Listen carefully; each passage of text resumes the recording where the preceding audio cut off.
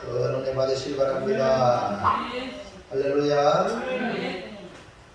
예, 오늘은 자녀와 부모 그리고 부모와 자녀라는 제목의 말씀으로 주신 말씀을 통해서 은혜 받고 여기 계시는 분 다 부모요 동시에 자녀이기 때문에 다 포함되는 말씀이라고 볼 수가 있습니다. 자, 가정은요 하나님이 천지 만물을 창조하신 것 중에 가장 멋진 작품이라고 할 수가 있습니다. 아담을 지으시고 하와를 지어주셔서 가정을 이루게 하셨죠. 이렇게 복된 가정에 가장 중요한 것은 뭐냐? 하나님의 말씀. 그 하나님의 말씀이 가정이 행복한 공간인 에덴에서의 삶을 영위할 수가 있는 것입니다. 그러므로 행복한 가정은 하나님 안에 살아갈 때에 행복한 가정을 이룰 수가 있습니다. 자, 그럼 우리 가정을 우리 한번 어떻게 돌아가는가 넘어가서 보면 가정이 어떻게 돌아가느냐. 제일 먼저 신혼 가정이 생기죠. 결혼이라는 것을 통해서 남편과 아내가 이제 결혼해서 부모가 되는 그런 역할을 배우는 시기가 신혼 가정이다. 그 다음에 아이가 태어났죠. 아이를 기르는 가정. 아이를 기르는 가정이면 이제 아이를 중심으로 그렇게 생활하는 가정이죠. 그 다음에 유치원에 입학하는 그런 가정은 진짜 우리 아이에 대한 적극적인 그런 관심을 가지게 되는 시기라고 말할 수 있죠. 이제 초등학교에 들어가면 이제 아이를 학교에 보내기 때문에 조금 더 자유로운 시간을 얻게 되죠.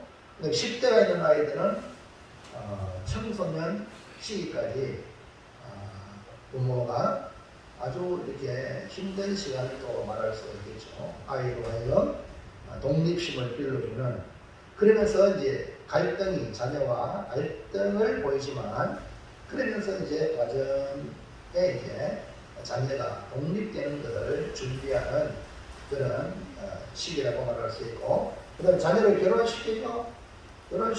자녀를 결혼시키면 사회에 진출해서 실업을 하고 이성 교제해서 또 다른 가정을 이루는 데에 준비하는 그런 모습에서 이제 결혼하면 독립을 시키는 거죠. 그 다음에 중년 부부 가정이 되는 거죠. 중년 부부가 되는 가정은 경제적으로 또 사회적으로 안정된 상태, 인생의 최고의 전성기라 이렇게 말할 수가 있지만 위로 부모님을 섬겨야 되고 또 자녀들에게는 또 자녀들 결혼시켰다고 해서 뭐 할렐루야 합니까? 때로는 이런저런 일들로 그런 지원도 해줘야 되는 그래서 샌드위치 세대라고도 말하기도 합니다. 자, 그리고 마지막에 노인 부모 가정, 노인 이제 부부가 은퇴하고 때로는 부부 중에 한 사람이 사망을 하고 배우자가 사망하고 이런 일들이 일어나고 또 몸에는 이제 질병이 찾아오게 되고 그런 가운데 인간의 연약함을 가장 많이 느끼는 그런 순간들이라고 말할 수가 있죠. 이렇게 가정도 변화를 이루게 되어졌다가 이제 과정이 확장이 되었다가 다시 subsu게 되어지고 다음 세대로 가정을 물려주는 그런 쪽으로 마무리가 되는 것이다 이렇게 볼 수 있어요.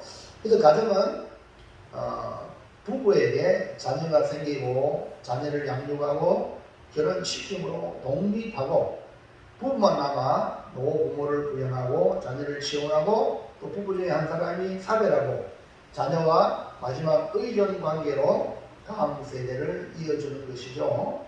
이런 면에서 여러분 건강한 가정을 이루는 것이 무엇보다 중요합니다. 건강한 건강한 가족은 개인이나 사회와 친족이 서로 맞물리면서 서로 연결되어 하시고 변화하면서 원활한 의사소통을 통해 유대감을 유지함으로 이 사회에 건강한 사회로 만들어가게 되는 거죠. 그래서 건강을 가지고는 어떤 어려움이 와도 그 어려움을 극복할 수 있는 힘이 있어요.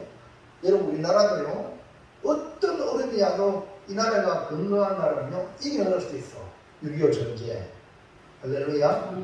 민주화 이런 일들, 5.16 혁명 지난번에 그런 사건, 그 다음에 우리 뭡니까 코로나 사태, 이런 것들 저런 것들이 있을 때에 건강한 사회는 이겨나갈 수 있어요. 그럼 건강한 가족은 어떤 어려움이 와도 파괴되는 게 아니라 이겨낼 수 있어요. 그래서 중요한 이 문제를 해결할 수 있는, 즉 건강한 가족을 이루는 가장 중요한 관계가 뭐냐? 자녀와 부모의 관계. 뭐라고요? 자녀와 부모의 관계는 세대를 이어가기 때문에 이 자녀와 부모의 관계가 건강하면 어떤 것도 이겨나갈 수 있다. 할렐루야. 그래서 오늘 밤은 자녀와 부모라는 말씀으로 은혜를 나눌 텐데, 가정에서 자녀와 부모와 자녀의 관계는 더 중요한 시대에 우리가 살고 있기 때문에 자녀와 부모의 아름다운 관계로 행복한 세상을 만들어가는 우리 모두가 되기를 축원합니다. 그렇다면 이 자녀와 부모가 행복한 삶을 누리려면 어떻게 해야 하는지 오늘 말씀을 잘 살피고, 지난주부터 계속하는 말씀에 대해서 반복적으로 지금 말씀을 해주고 있어요. 잘 살펴서 여러분 부모는 부모로서, 자녀는 자녀로서 정말 행복을 발견하는 축복의 시간 되기를 바랍니다. 자, 그럼 첫째 봅시다. 시작. 자녀는 어떤 존재인가? 네, 우리가 다 자녀로 태어났죠. 그러니까 자녀로 태어나서 부모가 되어지는데, 자녀가 어떤 존재냐 이게. 자녀와 부모의 관계는 혈연으로 이어진 가장 친밀한 관계입니다. 자녀는 그냥 하늘에서 뚝 떨어지는 게 아니고 부부의 사랑의 결정체라고 말할 수가 있는데, 근데 성경은 하나님께서 자녀를 뭐라고 말하느냐? 하나님이 주신 상급, 하나님이 주신 기여. 그러니까 자녀가 너무너무 중요한 거예요. 자, 볼까요? 시편 127편 3절 시작. 보라, 자식들은 여호와의 기업이요 태의 열매는 그의 상급이로다. 여기 뭐랬어요? 하나님의 기업이 자녀예요. 그 하나님이 자녀에 대한 거룩한 계획을 가지고 있다는 거거든요. 그리고 그의 상급이라고 했으니까 자녀는 부모에게 엄청 큰 기쁨이요, 엄청 큰 축복이 아닐 수 없어요. 그러니까 자녀를 낳은 것이 얼마나 기쁨이요, 얼마나 큰 복인 거예요. 이거를 여러분 성경은 말씀하고 있어요. 그렇다면 자녀는 부모에게 하나님의 자랑이 되고 기쁨이 되고 멸류관이 되고 하나님의 기업이 되고 하나님의 상급이 되어야 되잖아요. 그럼 어떻게, 어떤 존재로 살아야 그렇게 될까? 1번 시작. 부모에게 순종하는 존재. 자녀는 어떤 존재냐? 부모에게 순종해요. 부모에게 순종하지 못하면 그 존재, 자녀의 존재 자체가 꽝입니다. 성경은 주 안에서 순종하라 명령을 하고 있어요. 그러니까 자녀는 하나님 안에서 부모와의 절대적인 관계 속에서 탄생하죠. 그러므로 자녀된 자는 부모에게 죽게 하듯이, 할렐루야, 누구에게 하듯이? 죽게 하듯이 순종하는 자녀가 되어야 돼요. 그러니까 자녀가 부모에게 100% 순종하는 자녀로 길러야 그 자녀가 자녀라는 거죠. 자, 6장 1절, 에베소 6장 1절 시작. 자녀들아, 주 안에서 너희 부모에게 순종하라. 이것이 옳으니라. 무엇보다 주 안에서 순종하는 자녀가 되라고 말씀하고 있는데, 이게 주 안에서는 말의 의미는 진리 안에서, 주라는 말씀이 주가 곧 진리잖아요. 우리 하나님 아닙니까? 그러니까 진리 안에서 순종해라. 그러니까 하나님의 말씀 안에서 하나님의 말씀과 반대되는 거는 그거는 좀 문제가 되죠. 그 다음에 하나님께 하듯, 죽게 하듯 순종해라. 이런 의미를 담고 있어요. 자, 요한일서 1장 4절 볼까요? 시작. 내가 내 자녀들이 진리 안에서 행한다함을 듣는 것보다 더 즐거움이 없도다. 그러니까 우리가 성도들도 마찬가지거든요.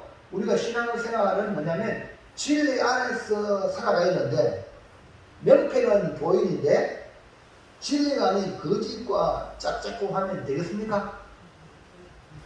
안 되는 거예요. 그러면요 우리 주님이 또 목회자가 슬퍼요. 네? 교인들이 성도들이 말씀 안에 살아가면 너무 기쁜 거야.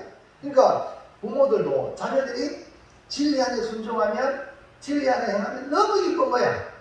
아멘입니까?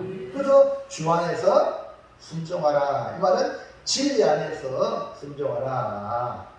죽게 하듯 순종하라. 그러므로 부모에게 기쁨을 주고 즐거움을 주는 자녀는 진리 안에서 부모에게 순종하고 주님께 하듯이 순종하는 자녀가 돼야 된다. 이 말입니다. 자, 또 자녀는 어떤 존재인가? 2번 시작. 부모를 공경하는 존재.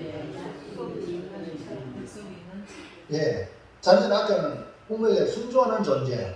이번에는 부모를 공경하는 존재가 누구냐? 자녀예요. 그러니까 자녀가 1차적으로 부모를 공경해야 되지. 자녀가 있는데 부모를 노후에 공경하지 않는 자녀는 그 자녀가 복을 받지 못했다는 증명이에요.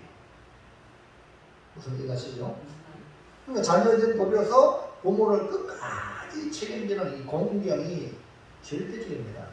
부모를 공경하는 자녀는 모든 거리와 근세에 공경하는 기본이 된 사람이다. 그러니까 부모를 공경하는 사람은 사회에 나가도 어른들을 공경해요. 이해하시겠죠? 그러니까 부모를 공경하지 않는 자녀는 사회에 나가면은 부모 공경해요? 아니, 어른들 공경합니까? 말버릇도 행동 보면 우리가 잘못하는 그런 사람 보면 여러분 뭐라 말하면 저 호러놈의 자식이 아니라 그걸 보셨어요? 부모 없는 자식. 부모 없는 자식은 뭡니까? 교육을 못 받으니까 어른 앞에 함부로 한다는 말이죠. 그러니까 집에서 부모를 공경하는 자녀는 밖에 나가도 어른들을 공경합니다. 그러면 사랑을 받습니다. 이해하시죠? 어른들을 공경하니까 사랑을 받고 그 다음에 그 젊은이들을 축복하는 거예요. 축복을 받습니다. 그러니까 사람이요 사랑을 받고 축복을 받으면 잘 되는 거예요. 아멘입니까? 사람이 밖에 나가서 사람들한테 아니 우리 민주국가 더 하잖아요. 대통령이 돼도 사람 표를 많이 찍어줘야 대통령이 되지. 맞죠? 사랑을 받아야 되는 사랑 안 받으면 불행한 거거든. 그리고 저 사람 잘 되길 바란다고 축복을 받아야 되거든.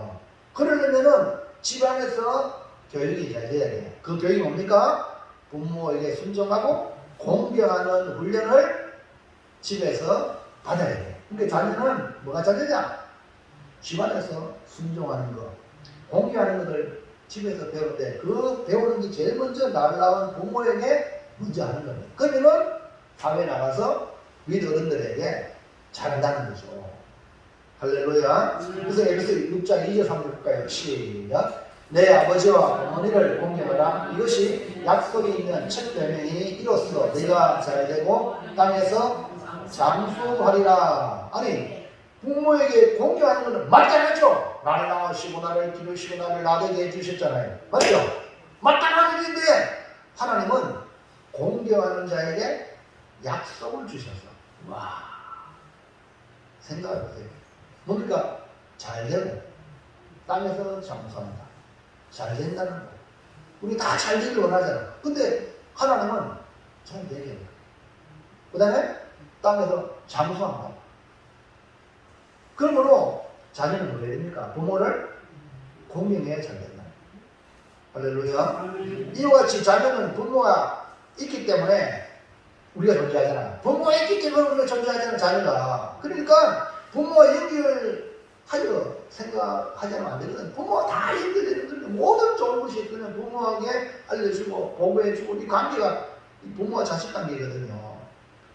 그러니까 자녀는 독립적인 존재가 아니기 때문에 하나님은 부모에게 순종하고 공경하도록 말씀을 주셨다. 그래서 자녀는 하나님의 기업이고 하나님의 상급이 되기 위해서는 반드시 부모에게 순종하고 공경해야 하는 존재다.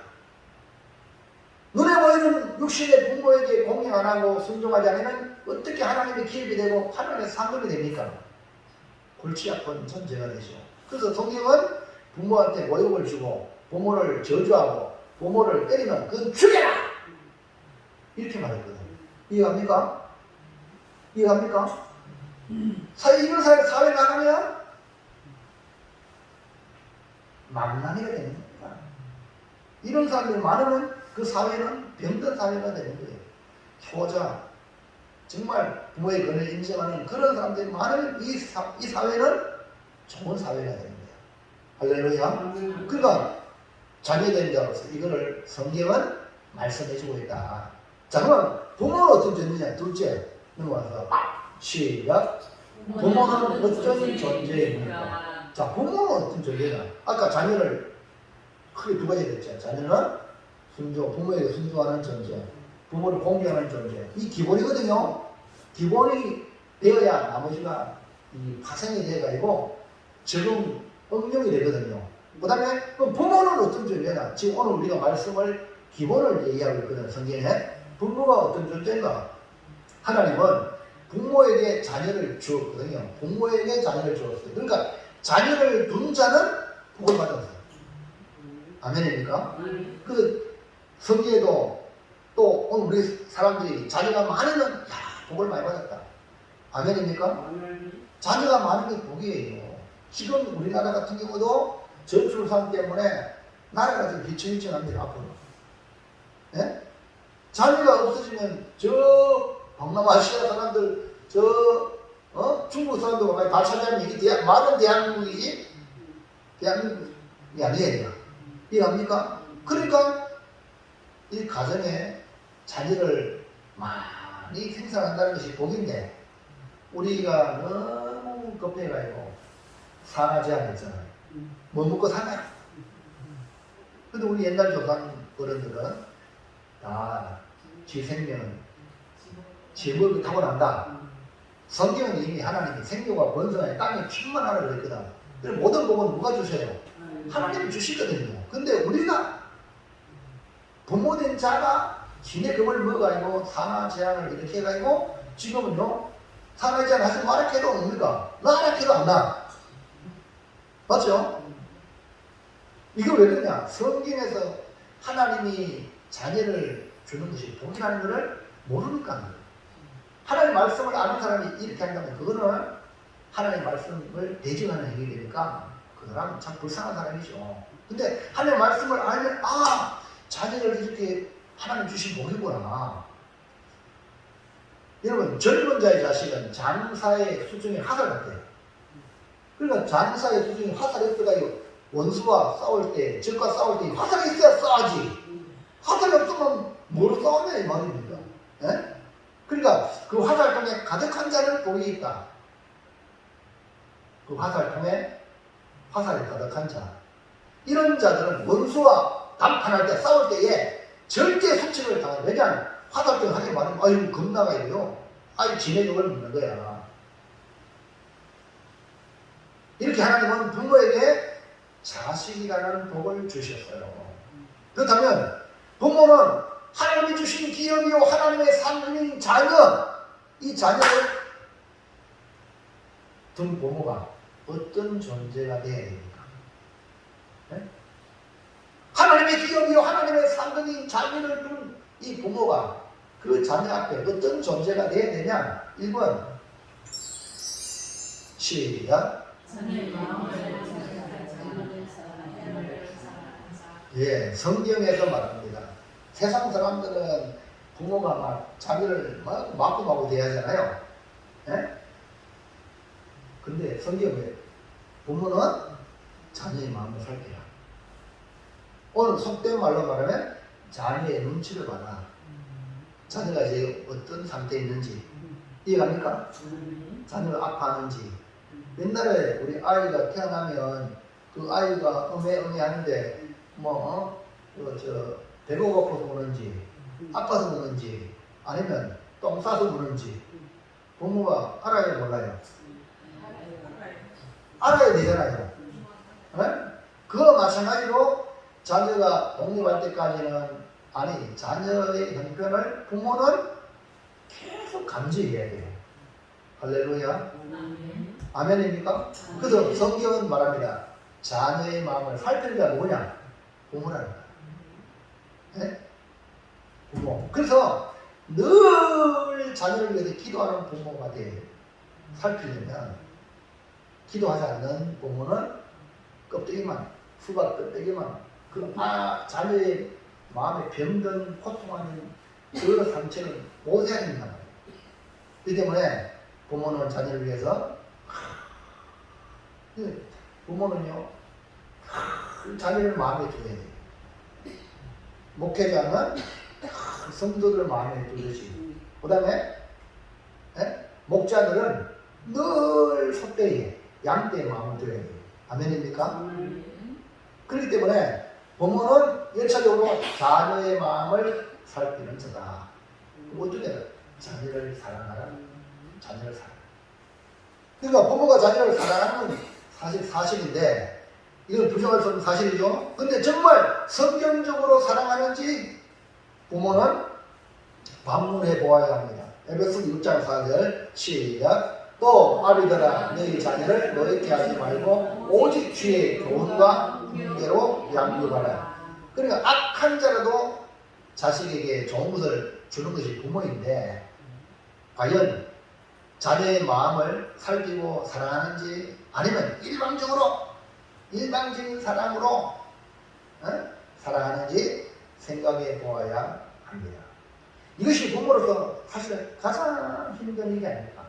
자녀의 마음을 잘 살펴가지고 그 자녀를 옳은 길로 인도하고 이렇게 하는 이 일이 부모로서 가장 힘든 그런 일입니다.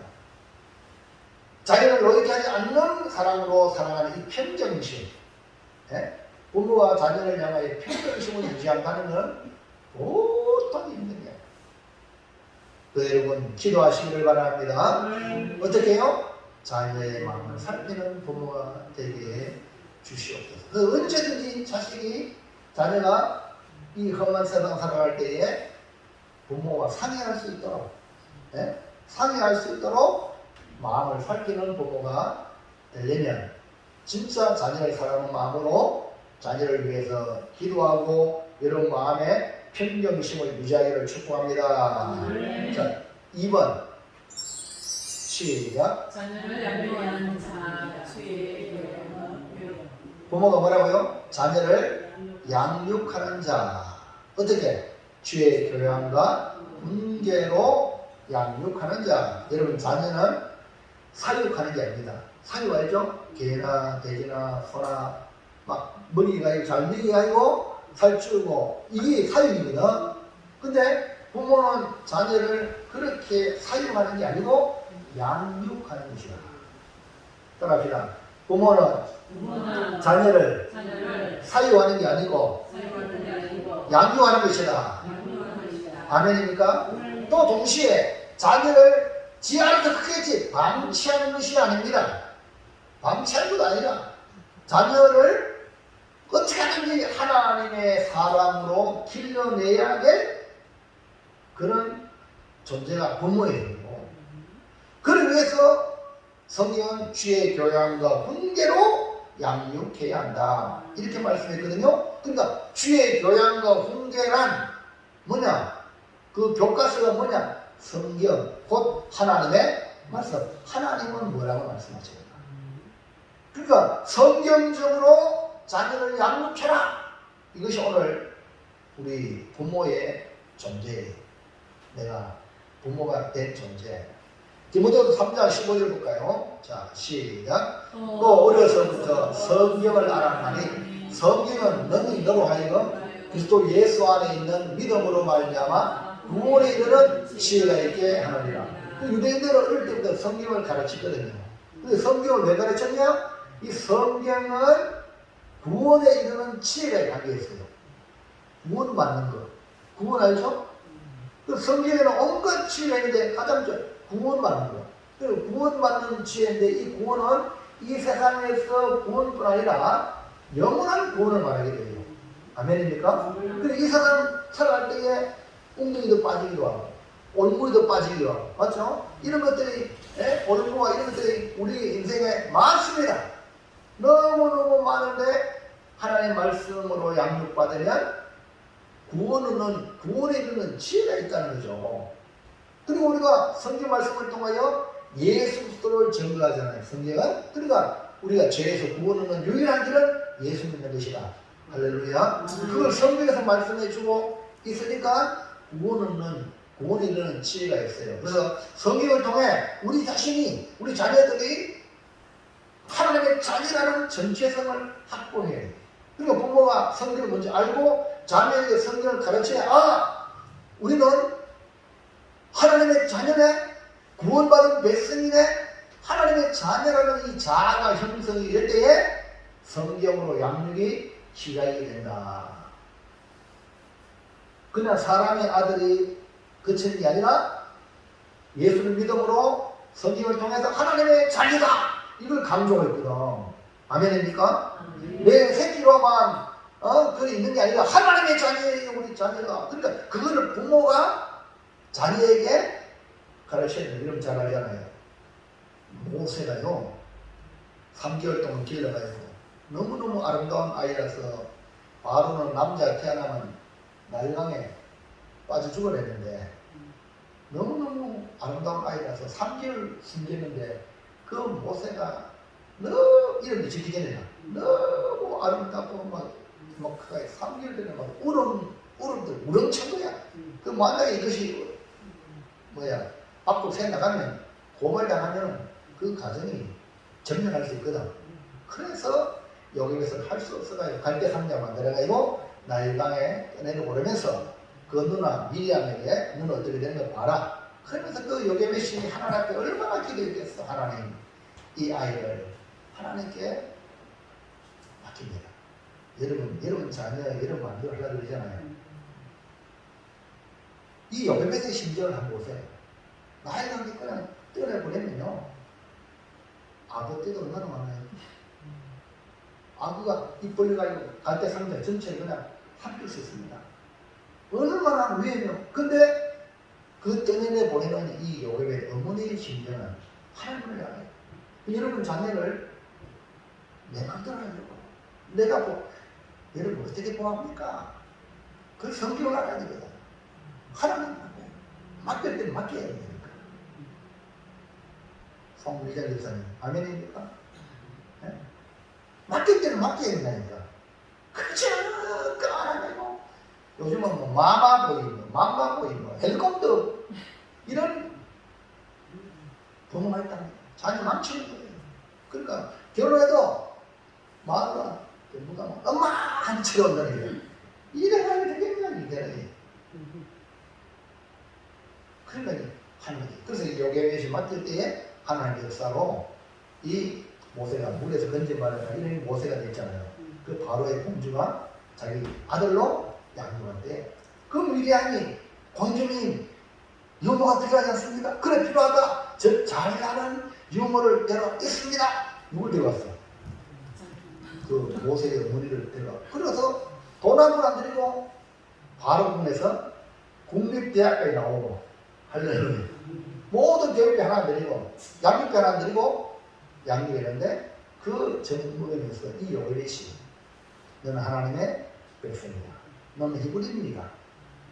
알아듣든 알아듣지 못하다.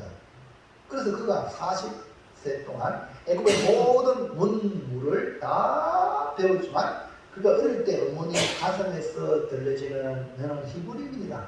너는 하나님의 백성이다. 이것이 그를 히브리인 노예를 구원하려고 하는 그런 거룩한 마음을 가지게 되고 그 이후로 40년 동안 광야에서 쫓겨서 40년 동안 각종 훈련 하나님 받으셔가지고 80에 애굽에 있는 이스라엘 백성을 구원하는 구원자로 하나님이 세웠잖아요. 아멘입니까? 그 배경에 누가 있냐? 바로 부모. 아멘입니까? 어머니. 그러니까 그러니까 여러분, 우리 자녀가 여러분 자녀가 아니에요. 누구예요? 하나님의 것이야. 이 인식이 있어야, 그럼 하나님의 기업이요, 하나님의 상급이면 잘 되어야 됩니다. 하나님. 맞죠? 그래서 부모한테 맡겨준 거예요. 자, 디모데후서 3장 16절 시작. 모든 성경은 하나님의 감동으로 된 것으로 교훈과 책망과 바르게 함과 의로 교육하기에 유익합니다. 그래서 성경으로 교육을 시킨 거예요. 양육인 거예요. 그러니까 자기 정체성이 확보되지 않으면 넌 하나님의 자녀다, 넌 하나님의 백성이다, 이거를 알려주지 못하면 양육이 불가능합니다. 이것만 바르게 되면은 세상의 모든 문물 다 교육시켜도 그건 흔들리지 않습니다. 구원받은 하나님의 자녀가 되었다면 하나님의 자녀답게 자라도록 성경으로 양육해야 한다. 성경이 자녀로 하여금 가장 멋진 하나님의 사람 되게 하고 인격 형성이 되고 동시에 하나님의 사람으로의 모든 선한 일을 할 수 있는 능력을 갖추기 성경이다. 17절 말씀 시작. 이는 하나님의 사람으로 온전하게 하며 모든 선한 일을 행할 능력을 갖추게 하려 함이라. 그래서 부모는 자녀를 어떻게? 성경으로 양육해야 합니다. 단순히 자기 지식이 아니라, 자기 자식이 아니라 하나님의 자녀로 양육하여 하나님의 사람 되게 해야 한다. 하나님의 사람으로 온전하게 할 뿐 아니라 또 모든 선한 일을 행할 능력. 무슨 일? 모든 선한 일. 이해하시겠습니까? 세상에 먹고 살아가는 일이 그게 아니고요. 세상에 먹고 살아가는 보세요. 안 믿는 사람도 잘 먹고 잘 살아. 그게 아니고 모든 선한 일. 아멘입니까? 선한 일을 행할 능력을 갖추는 것이 뭐냐? 성경 말씀이라는 거예요. 네? 그래서 부모는 주님의 교양과 훈계로 양육할 책임이 있다. 그래서 목회자가 말씀으로 성도들에게 가르치고 양육할 때 성도들이 잘 받으면 선한 일을 행할 수 있는 성도가 되는 거예요. 선한 일에 마음을 쏟을 수 있는 거야. 이거 똑바로 교육이 안 되면 교회가 잘못되면 전부 지욕심을 챙겨요. 십자가 안 져. 그러면요, 교회가 안 되는 거죠. 세상에 빛이 안 되고 속으면 안 되는 거예요. 그러나 말씀을 잘 양육받으면 정말로 선한 일을 행할 능력자가 되어서 많은 사람에게 선한 영향력을 끼치는 존재가 될 수가 있는 것이죠. 그래서 하나님의 사람으로 온전하게 되면 또 모든 선한 일을 행할 능력을 갖추게 된다. 이것이 뭐냐? 부모가 자녀에게 행해야 될 그런 사명이다. 할렐루야. 크게 아멘 합시다. 그러니까 부모는 자녀의 마음을 살피는, 이게 살피는 자. 두 번째는 자녀를 양육하는 자. 근데 주의 교회는 홍계로 어떻게 하나님의 사람 만들어가는 하나님의 사람. 내 새끼가 아니고 하나님의 사람으로 만들어야 될 책임이 부모에게 있다. 이 부모의 존재, 부모가 할 일이죠. 자, 마지막으로 그러면 셋째부터 시작. 행복한 자녀와 부모가 되려면 어떻게 해야 합니까? 그러니까 행복한 자녀, 행복한 부모는 자녀의 존재, 부모의 존재, 하나님이 그 자녀와 부모의 그 존재 이유를 잘 이렇게 이루어가면 자동으로 행복한 거예요. 안 됩니까? 부모 역할을 잘하면, 자녀 역할을 잘하면 자동으로 가정이 행복한 거거든요. 그럼 어떻게 해야 되냐? 이처럼 자녀와 부모가 동시에 하나님 보시기에 만족할 만한 존재로 서기 위해서 하나님이 주신 말씀대로 해야 됩니다. 뭐라고요? 하나님이 주신 말씀대로. 그러니까 여러분들이 뭐를 길을 어디에 기울여야 됩니까? 하나님의 말씀에 길을 기울이고 성경을 읽어야 된다. 자, 자녀의 존재를 인식하고 부모의 존재를 발견하여 각자 맡은 일에 행복한 존재로 쓰임받기 위해서 성경 말씀이 뭐라고 하는지, 하나님이 뭐라고 말씀하는지를 생각해야 해요. 자, 성경은 행복한 자녀와 행복한 부모가 되기 위해서 말씀으로 제시하고 있는데, 어떻게 하면 행복한 자녀, 행복한 부모가 되었을까요? 1번 시작. 서로의 존재를 인정하라. 주 안에서. 그러니까 부모와 자녀, 자녀와 부모가 어떻게 해요? 서로의 존재를 인정해야 돼요. 참 중요한 거예요. 그러니까 부모가 내 새끼는 내 마음대로 할 수 있다. 이것도 아니야.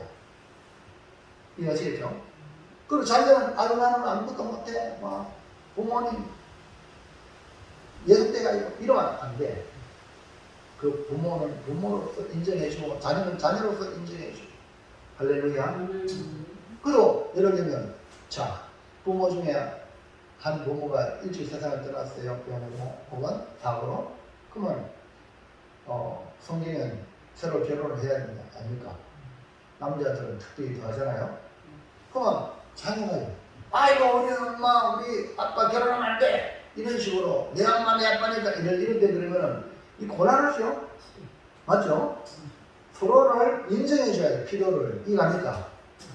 그 독립성을 인정해줘야 되는 거 아닙니까? 오늘 우리가 중요한 거거든요. 서로의 존재를 인정하는. 왜? 하나님 있는 백성이기 때문에. 이해하시겠죠? 내가 나았지만 내 소유가 아니라는 거예요. 불신자들은 그렇게 말할 수 있지만 성경은 내가 나았지만 자녀가 뭐예요? 하나님의 기업이에요. 하나님의 상급이라니까요. 그래서 서로의 존재를 인정해. 주 안에서 우리가 서로를 존재를 인정하라. 여러분, 자녀는 부모를 대할 때 하나님 배우는 것처럼 대하면 행복한 자녀로 가는 문으로 들어가는 것이라는 말씀입니다. 그러니까 자녀가 부모를 볼 때 하나님을 배웠는다. 이해하시면 안 되나지만 하나님을 배우는 것처럼 대하는 자녀는요 행복의 문을 열고 들어가고 있다. 부모는요 자녀를 내 새끼라고 생각하여 내 소유의 개념으로만 본다면 많은 문제를 야기시키고 이러면 내 새끼라고 하면 내 새끼 내 맘대로 뜰까? 가려리 보세요. 내 맘대로 떼요. 이제 조금 컸다 봐요. 지 의견이 막 많아져. 사춘기 되면요 막 난리나. 예? 내가 낳았다 내 새끼입니까? 내 새끼라고 생각하면 그때부터 계속 관계가 악화돼. 성질에 돌아와야 돼. 뭡니까? 자녀에게 성취 안 남기고 자녀에게 건강한 자녀를 기르려면 내 소유라고 생각하면 안 돼요. 기억하세요. 부모도 자녀를 볼 때에 하나님의 기업이에요. 하나님의 상급이다. 즉 하나님을 보아요. 아멘입니까? 이거 오늘 여러분 확실하게 이거 깨달으면요 여러분 자유함을 누릴 수 있고요 행복의 문으로 들어갈 수 있습니다. 하나님의 기업이요 하나님의 상급인 자녀를 보면서 그 자녀를 볼 때 하나님의 기업이요 하나님의 상급이니까 하나님을 보라니까 하나님이 내 자녀를 관여하신다. 왜? 하나님이 기업을 그랬죠. 아멘입니까? 여러분 자 오늘도 우리 조복대 집사님 자조반 때 막 열심히 일했잖아요. 그거 누구 바치나? 예? 조복도 집사님 바치잖아요. 그러니까 조복도 집사님 관리하죠. 자 삼성의 이건희 그 다음에 누구예요 지금? 이재용이 회장이잖아요.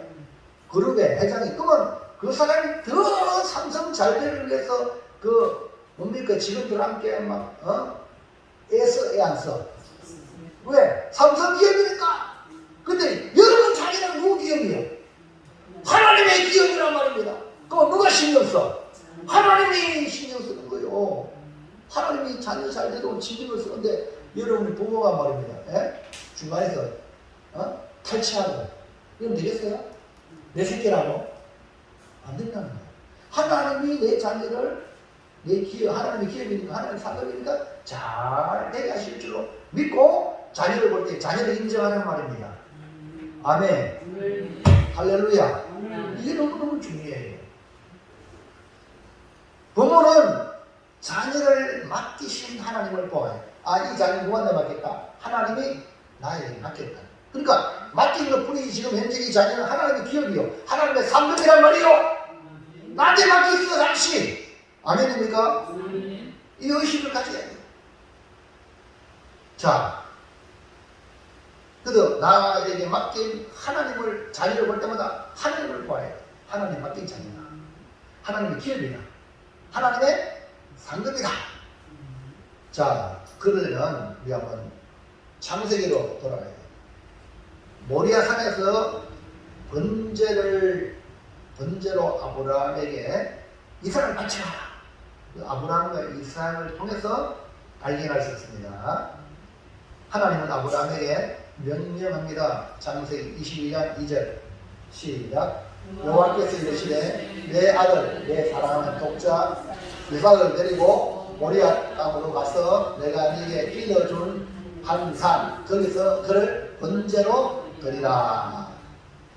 이 이삭은 아브라함에게 100세 때 얻은 땅이 아들이요 독자입니다. 그리고 이 아들을 통하여 하늘의 별같이 땅의 티끌같이 많은 후손을 주겠다 약속했어. 약속에 있는 독자 이삭인데 이 독자를 갖다가 번제로 바치래. 다툴 때가 아니고 불에 태워서 하나님께 바치라는 거예요. 여러분 이해됩니까? 지금도 이해가 안 돼. 그 당시 100세 때 얻은 아들인 아브라함이 하나밖에 없잖아. 독자니까. 이 아들 없으면 내 후손이 끊기거든요. 맞죠? 도무지 안 되는 거야. 근데 하나님이 명령하셨어요. 근데 아브라함은요 두말하지 않고 자기 아내하고도 의논하지 않았어요. 여러분 하나님과의 명령이 떨어지고 하나님 말씀하시면요 사람과 의논하는 게 아닙니다. 아멘입니까? 사람과 의논하면 100% 실패합니다. 그리고 아브라함은 하나님 명령을 받았기 때문에 순종합니다. 자 볼까요? 22장 3절 시작. 아브라함이 아침에 일찍이 일어나 나귀의 안장을 치우고 두 종과 그의 아들 이삭을 데리고 번제에 쓸 나무를 쪼개어 가지고 떠나 하나님이 자기에게 일러주신 곳으로 가더니 아브라함이 명령하신 분이 하나님이시기 때문에 이 아브라함은 아침에 일찍이 와야 합니다. 하나님의 뜻이 어디 있는지 남한테 기도를 부탁하고 이게 하나님 뜻인가? 저게 하나님 뜻인가? 분별하기 어려울 때에 아내하고도 의논하고 조언을 구하고 이거 합니까? 이렇게 하는 것은 가능해요. 그러나 하나님의 말씀이 있잖아요. 그러면 인간의 의논 대상이 아니야. 그냥 순종하면 돼. 왜? 하나님의 말씀이 있기 때문에 그냥 절대 순종입니다. 여러분 성령의 감동을 받으면 그냥 순종하시기 바랍니다. 그게 안에 내 마음에 성령께서 막 감동을 주면 누구와도 의논하지 말고 좋은 일이거든요. 그거는 성령의 감동한 일은 완전히 좋은 일. 하나님께서 내 마음에 주시거든. 인간이 봤을 때는 안 좋은 것 같지만 좋은 거야. 100세 때 그 아들을 불러태워 번제를 드리는 것은 인간적으로 볼 때는 도무지 불가능한 말도 안 되는 일이지만 하나님의 말씀은 반드시 하나님의 말씀은 위로부터 내려오는 모든 것은 좋은 거예요. 그러니까 인간의 입장 육신의 아버지 입장에서는 도무지 순종할 수 없는 일이에요. 그러나 아브라함은 하나님과의 관계에 있었기 때문에 하나님 관계가 있기 때문에 가능한 거예요. 그래서 어떤 일을 행할 때도요 아무리 좋은 일이라도 서로 관계가 안 좋은 사람은 아무리 얘기해도 안 들죠. 안 돼. 그러니까 먼저 관계가 형성이 돼야 돼요. 좋은 관계를 만들어가는 것이 중요하다. 자녀를 바라볼 때 하나님이 주신 선물이기에 선물을 주신 하나님의 말씀에 순종할 수 있었던 것은 선물보다 이거보다 이걸 주신 선물을 주신 하나님을 더 중요히 여겨야 돼요. 여러분 신앙생활을 바라보고 봅니다. 뭐 선물 받아가지고 병고침 받았네, 부자가 되었네, 내 아들 성공했네, 이건 선물이라. 그 선물에만 매몰당하면 안 되고 선물을 주시는 누구라고요? 하나님이니까 하나님과의 관계가 더 좋아야 단락해도 여러분 자녀들한테 여러분 좋은 선물 가져주고 뭐 이러면은 뭐 맛있는 걸 가져줬어요. 주고는 야야 나 좀 줄래 가면 욕심내 있는 아들 저놓고 말로 뺏어요 이런 말 하거든. 저놓고 뺏는다고 아이들이 이런 아이는 좀 문제 심각해. 근데 줬잖아요. 그러니까 나 좀 줄래 가니까 아이고 여기 있어요. 이런 자녀는요 그 관계 좋은 관계야. 이해하시죠? 그래서 똑같이 하나님과 관계도 하나님과의 관계가 좋은 사람은 하나님 선물 줘도 그 내날에 줄래 할때 이게 뭐냐? 하나님과의 관계가 좋은 성도라. 이삭도 마찬가지. 이삭을 볼까요? 이삭은요 아버지 하나님 아버지 아브라함의 말씀에 순종하여 따르는 아들이에요. 마지막에 칼로 이삭을 내리칠 때도 아버지에 대한 절대적인 신뢰가 있었기 때문에 이삭은 몸도 안 풀고 그 양이 털 까는 자 앞에 차차 이런 머리 바르게 막 피가 날 때 얼마나 따갑습니까? 이거 뭐 양도 한둘 아니고 그러면 막 피도 막 나거든. 근데 양은요 절대 몸무게 맞춰. 여러분 이게 바로 뭐냐? 성도라는 거야. 성도. 그래 이삭이 바로 순종인 거야. 이번은 뭐냐? 아버지에 대한 절대적인 신뢰가 있기 때문에 순종하는 거예요. 이삭이 아버지 아브라함에게 불과 나무는 있는데 번지할 어린 양은 어디 있습니까? 라고 물을 때에 자 아브라함이 뭐라고 말했습니까? 22장 8절 시작. 아브라함이 이르되 내 아들아 번지할 어린 양은 하나님이 자기를 위하여 친히 준비하시리라 하고 두 사람이 함께 나갔어요. 어때? 아브라함이 하나님이 자기를 위하여 친히 준비한다. 이러니까요 이삭이 두말하지 않았어요.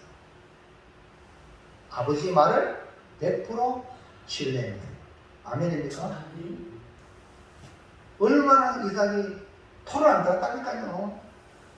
그뿐 아닙니다. 아버지 아브라함이 이삭을 결박할 때 순종해서 결박할 때 그 칼로 내칠 때 한 가지 알았어요. 이 사람 볼까요? 22장 9절 시작. 하나님이 그에게 일러주신 곳에 이르는지라 이에 아브라함이 그곳에 제단을 쌓고 나무를 벌려놓고 그의 아들 이삭을 결박하여 제단 위에 놓고. 보세요.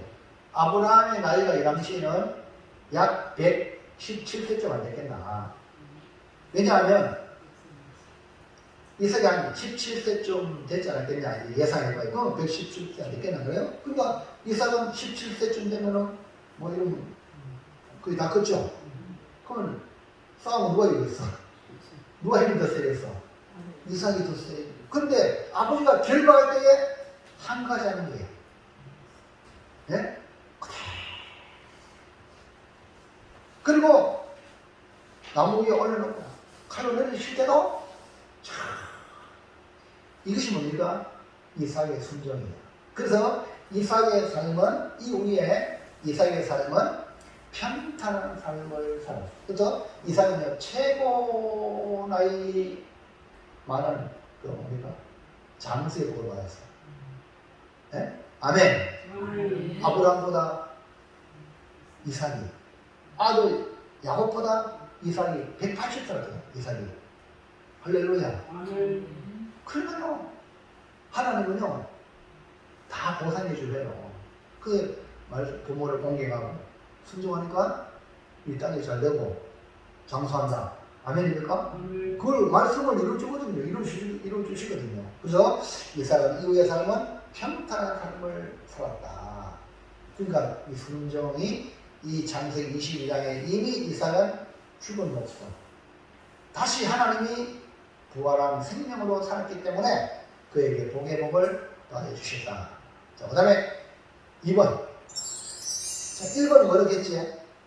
행복한 자녀, 행복한 부모가 되려면 1번 서로의 존재를 인정해 주라고 했잖아요. 두 번째 뭐예요? 서로의 역할을 다. 부모는 부모 역할, 자녀는 자녀 역할을 다 하셔야 돼요. 그게 뭡니까? 주 안에서 하나님의 뜻 안에서 할렐루야. 예수님을 구주로 믿는 자녀와 부모는 주 안에서 서로의 존재를 인정하는 게 중요해요.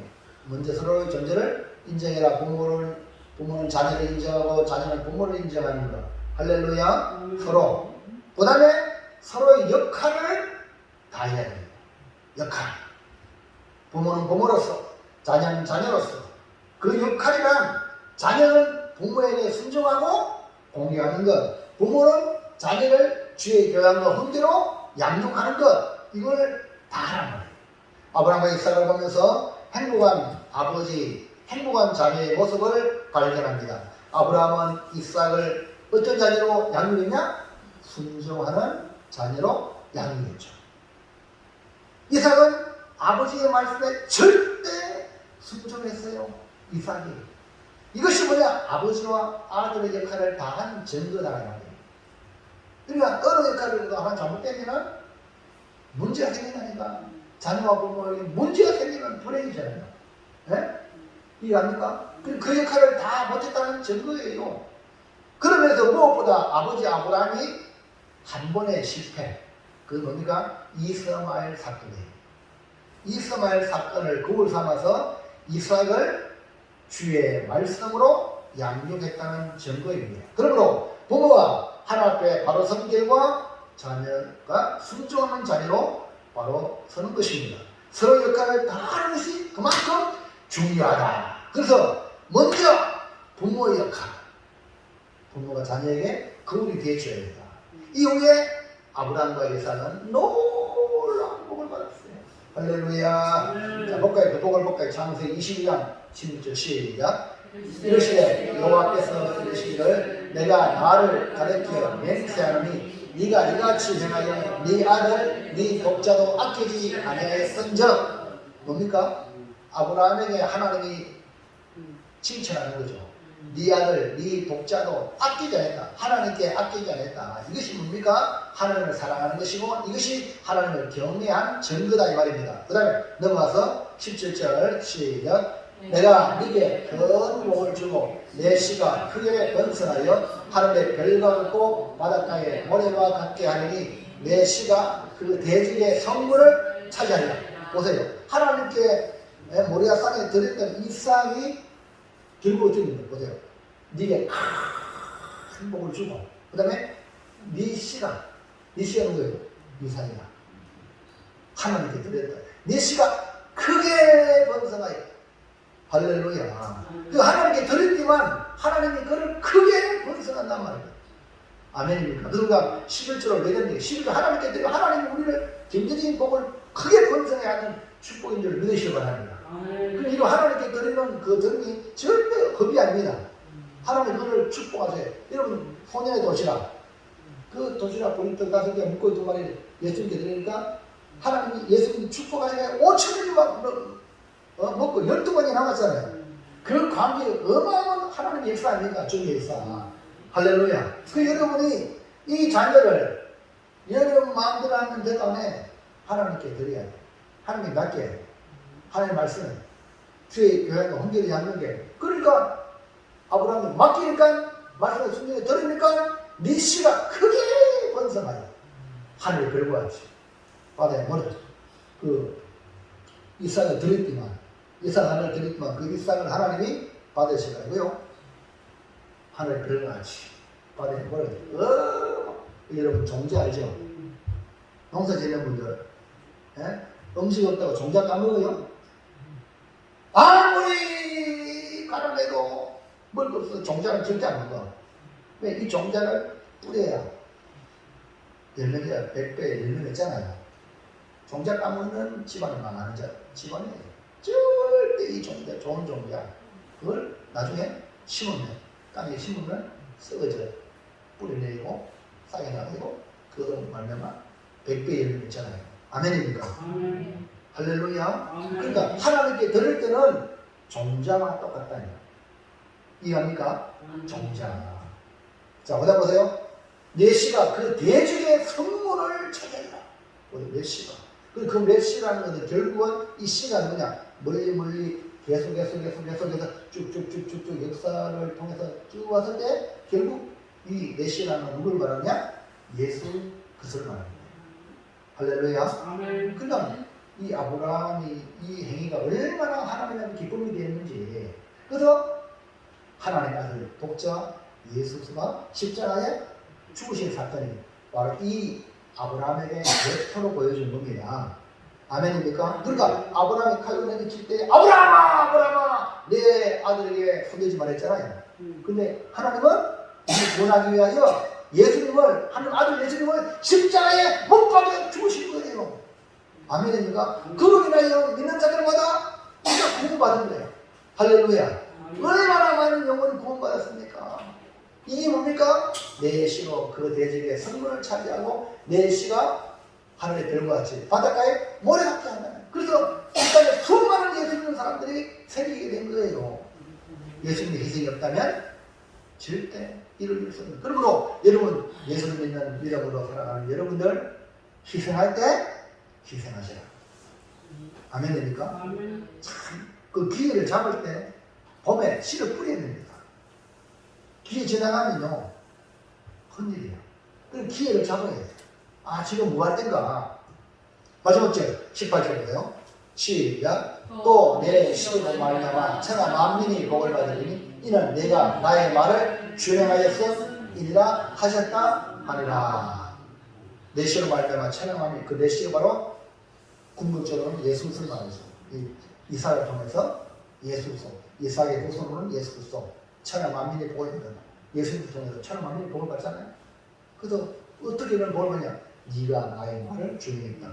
아브라함이 하나님 말씀에 준행했다. 여러분 성도 여러분 복 받으려면 뭐 해야 됩니까? 말씀을 준행해야 돼요. 아멘입니까? 그리고 신앙생활이 뭐냐? 하나님 말씀에 준행하며 살아가는 것이 신앙생활이기 때문에 여러분이 말씀을 듣고 오늘 내게 주신 말씀이 뭔가, 내가 어떤 말씀으로 순종해야 될까? 그걸 찾아내는 거예요. 아멘입니까? 그래서 말씀을 순종하다 보면 복이 여러분에게만이 아니라 여러분 통해 다른 사람들이 축복의 통로가 되어 많은 복을 받는다. 사랑하는 자녀 여러분, 그리고 부모 여러분, 하나님이 맺어준 관계로 피로 맺어진 이 관계, 부모와 자식, 자녀. 그러므로 항상 누가 맺어줬다? 하나님. 그러니까 하나님을 우선으로 생각하는 자세로 여러분 각자 맡은 역할을 다하시기를 주의 이름으로 축원합니다. 자녀는 주 안에서 부모에게 순종하고 공경하고, 부모는 자녀의 마음을 잘 살펴서 주의 교양과 훈계로 양육하고, 그래서 행복한 자녀, 행복한 부모가 되기를 주의 이름으로 축원합니다. 결단할까요? 결단. 시작. 자녀와 부모. 자녀는 순종과 공경으로, 부모는 주의 교양과 훈계로 서로의 존재와 역할을 주 안에서 인정하여 하나님의 뜻을 이루겠습니다. 자, 분홍색이요. 분홍색 보입니까? 잘 보여요? 안 보여요? 그러면 자, 우리 이복과 이성의 분홍색 잘 보이면 한번 읽어봐. 시작. 순종과 공경으로 주의 교양과 훈계로 주 안에서 이루겠습니다. 아멘. 아, 눈이 밝으시네. 아, 나는 어떤 것이 없네요. 아이고, 할렐루야. 박수 한번 칩시다. 네. 자녀의 입장에서는 순종과 공경으로, 부모의 입장에서는 주의 교양과 훈계로 주 안에서 이루어지겠습니다. 이루셔야죠. 그래서 우리 모두 다 복의 복을 받읍시다. 아멘. 크게 아멘. 아멘. 기도하겠습니다. 하나님 감사합니다. 오늘 주시는 말씀, 자녀와 부모와 자녀, 우리는 부모이기도 하고 자녀이기도 하는데 주신 말씀을 따라 자녀의 역할, 부모의 역할 잘 감당해서 행복한 자녀, 행복한 부모로서 이 땅에 축복의 모델로 많은 사람들에게 귀감이 되는 인생을 살 수 있도록